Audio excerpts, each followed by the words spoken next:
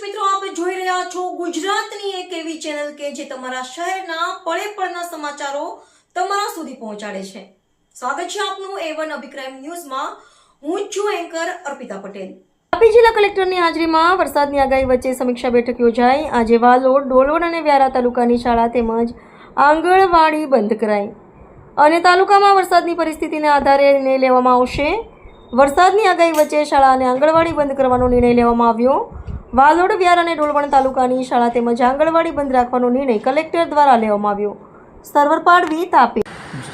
નમસ્કાર. જેવી રીતે આપણે બધા જાણીએ છીએ કે વરસાદ જે છે સવારથી જ અહીંયા પડી રહ્યો છે. સવારથી લગભગ 2.1 ઇંચ વરસાદ તાપી જિલ્લામાં પડ્યો છે, જેમાં વાલોડમાં 5 ઇંચ જેવો અને જે છે ડોલવણમાં 6 ઇંચ જેવો વરસાદ પડ્યો છે. આ સંબંધમાં અને અત્યારે જે છે માનનીય ડેપ્યુટી સીએમ સાહેબના નિર્દેશનમાં જે વીસી થઈ હતી, આ સંબંધમાં અત્યારે અમે તાપીમાં નિર્ણય લીધો છે કે વાલોડ, ડોલવણ અને વ્યારા ત્રણેય તાલુકામાં આવતીકાલે તમામ શાળાઓમાં અને આંગણવાડીમાં જે છે રજા જાહેર કરવામાં આવે છે. અને સાથે સાથે આજે રાતની પરિસ્થિતિમાં જે તાલુકામાં વધારે વરસાદ થશે તો અત્યારેથી જે છે જે તે વખતે નક્કી કરવામાં આવશે. પણ તાલુકાની ટીમોને ઓલરેડી કહી દીધેલો છે કે આ વરસાદના મુજબ જે છે નિર્ણય લેવામાં આવે.